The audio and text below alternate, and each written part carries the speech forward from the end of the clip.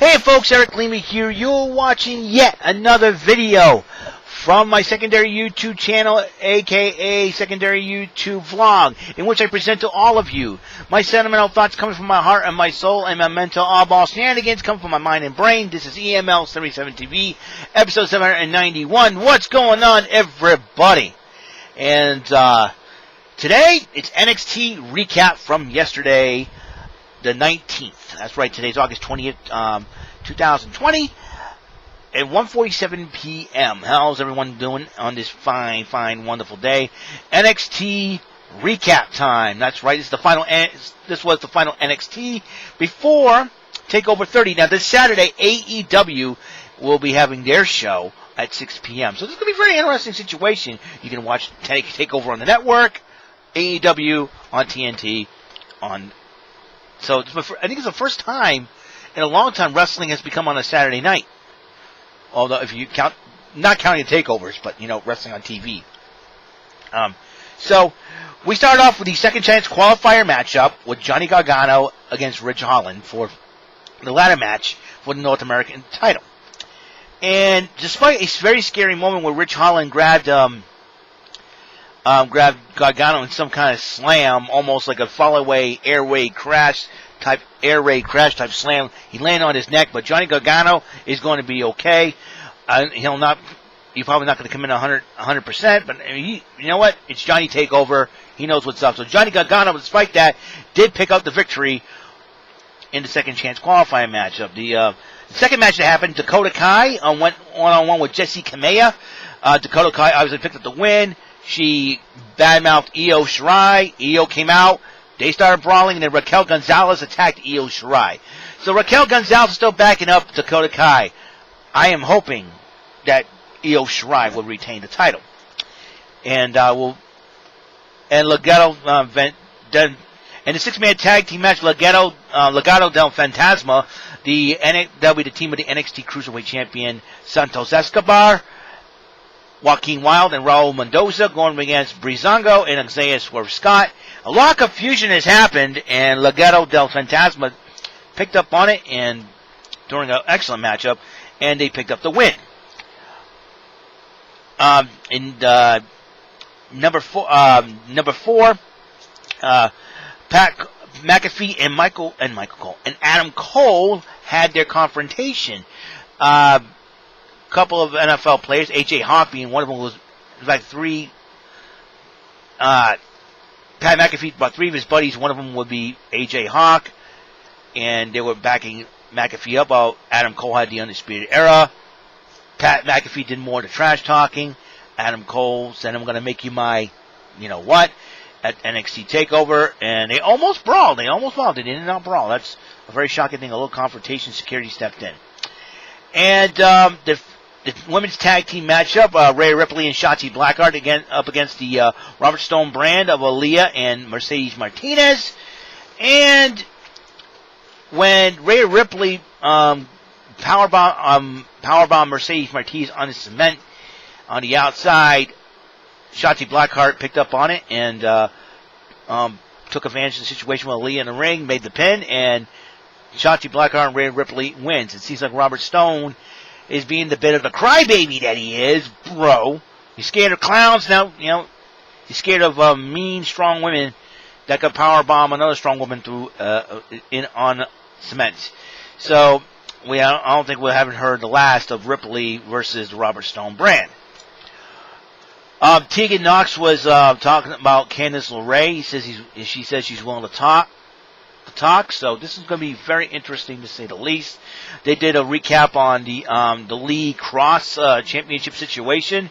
There's a video up where Keith Lee was sparring with Drew McIntyre, the WWE champion. They talk about their feuds, what the story is, and what this interesting part is: will Mia Yim get involved if Scarlett Bordeaux decides to get involved? I think she might. Because Mia Yim, that's Mia Yim's Keith Lee's girl, so there is going to be something going on there. I've got a hunch, but that's for NXT TakeOver. And we'll talk about that this weekend. Let's see. And then we got Finn Balor versus Velveteen Dream. Now, there is controversy with Velveteen Dream, as you know.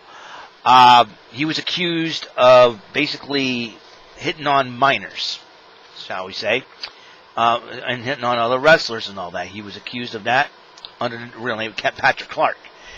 But looks like, I think, thanks to that, thanks to one of the girls who lied about the whole thing and then bragged about it, I think that case was thrown out. It's because of that. So if anybody is angry at the fact that Velveteen Dream's still wrestling on that, blame that young lady. You don't know who she is, but blame that young lady who lied about the whole thing, because if it hadn't been for her, I think Velveteen Dream would have been out of a job. But nevertheless, though, it was Finn Balor versus Velveteen Dream. The match started out pretty good, and then all of a sudden, Cameron Grimes, that guy's an idiot. Sometimes never keeps his mouth shut, gets involved, climbs a ladder, grabs the North American title. Finn Balor was looking at him, jaw-jacking him and everything else. Here comes Johnny Gargano.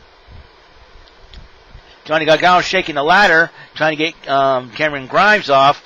And then all of a sudden, Bronson Reed comes out after Johnny Gargano grabs the title. Bronson Reed chases him in the ring. And then it's still a match going on, guys. And then all of a sudden, Damian Priest gets involved. They start chasing Gargano. They start brawling and all that. While this is going on, Timothy Thatcher comes out of nowhere and decides to blindside Finn Balor. Kicks him. And then all of a sudden, Velveteen Dream, amidst all the confusion, took advantage of this. Hits Velveteen Dream with the Purple Rainmaker elbow. 1, 2, 3. Velveteen Dream wins the match. And this is what your North American Championship ladder match looks like. Bronson Reed versus Damian Priest versus Cameron Grimes versus Johnny Gargano versus the Velveteen Dream. Now, if everybody hating on Velveteen Dream, guess what? You can blame Timothy Thatcher and thank him for getting him in the match. But I highly doubt Velveteen Dream will win, though. I got my pick. Already got my pick. And, people ask me, what about the tag team titles? Who's going to face Imperium? Well, at the pre-show, there will be a number one contenders tag team matchup in a triple threat. It'll be the team of Raul Mendoza and Joaquin Wilde of Legado del Fantasma versus Breezango versus Danny Burch and Oni Lorcan. Whoever wins that will face Imperium. Although Imperium versus Lorcan and Burch would be a heck of a matchup. I mean, I can see that happen. You got an international flavor if Legado del Fantasma gets involved. Joaquin Wilde represents the Philippines. I don't know if you guys know that. So here's where we stand right now in NXT TakeOver 30. The NXT title will be on the line. Keith Lee defends against Karrion Kross. The NXT Women's title on the line. Io Shirai defends against Dakota Kai. The North American title up for grabs in a ladder match. Bronson Reed versus Damian Priest versus Cameron Grimes versus Johnny Gargano versus Velveteen Dream. Adam Cole goes one-on-one Pat McAfee. And in the pre-show, the number one contender triple threat match for the NXT Tag Team titles. Legado del Fantasma. Say that 5 times fast. Johnny Breezango and Oni Lorcan and Danny Burch. Now, this, like I said, it's going to be very interesting. And this is for the second time. Retribution ought to show up to attack NXT. Somebody from Raw and SmackDown ought to show up in NXT TakeOver and talk about this, because I tweeted about this situation just last night. I tweeted about this I want to go back to my tweet, because the fact of it is, and I am very annoyed at this, and, he's saying, I am starting to think,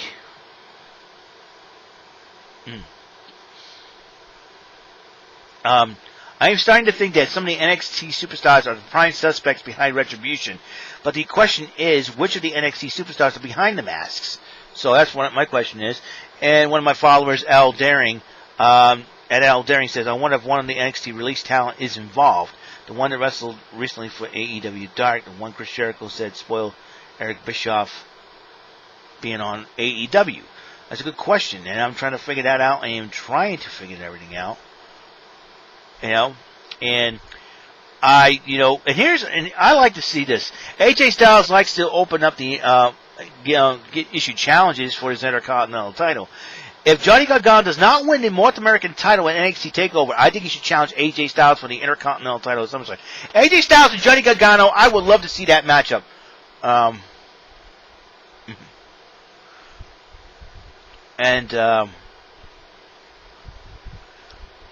So you got that going.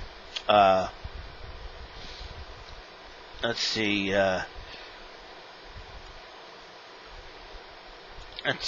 So yeah, I am just, let's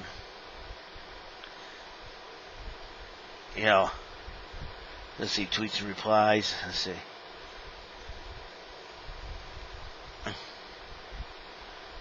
Yeah. Let's see. Yep. So I'm, and yes, I personally cannot wait for the NXT TakeOver, and I will do my picks and predictions Friday night. After I do my SmackDown recap, there will be another episode. There'll be one episode for EML77 TV for the SmackDown recap. And 205 Live recap, I should say. And then right afterwards,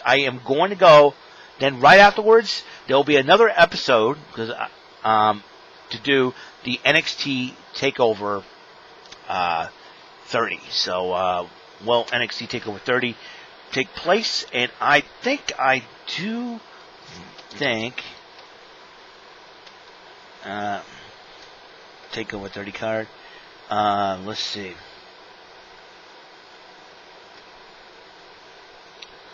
Let's see. I am hoping for Full Sail University. Okay, then I will do that. And then Full Sail University. Let me, yeah, sorry about that. Yeah, so Full Sail University, that's where it takes place, so I'm kind of looking forward to see what will happen, this coming Saturday. I'm looking forward to it. Let's see. Yeah, so there'll be a lot of things going on. There'll be a lot of things going down and all that good stuff. So I can't wait. Personally, cannot wait. Like I said, SummerSlam's gonna be. So we have one more SmackDown before SummerSlam. Retribution, they're gonna attack again. I got a feeling some NXT superstars are the prime suspects. Let me tell you, nobody's attacked NXT. I'm sure Triple H. Triple H could be the mastermind. If you think about it, who was the mastermind that had Stone Cold ran over back in 1999? Triple H. Why do you suppose him and Stephanie took over Raw and SmackDown in 2000? No Stone Cold to oppose them, because Stone Cold would have wrecked everything for them. So you know what? I think this over here, Triple H used the old noggin. I would not be totally surprised if Triple H was the mastermind behind Retribution. I don't know. So this will be very interesting to say the least. So stay tuned. All right, we got special edition of SmackDown. Unfortunately, I did not register for this. The WWE Thunderdome. I think the limited capacity registration is 1,000 people, and unfortunately, if you're not one of the 1,000 to do it, I missed out. So because I wasn't so sure if it was for free or we have to be charged to actually take part in the Thunderdome thing. So I'm going to watch it on TV tomorrow night to see what it's all about. So if I kind of see if I want to, they're going to do it for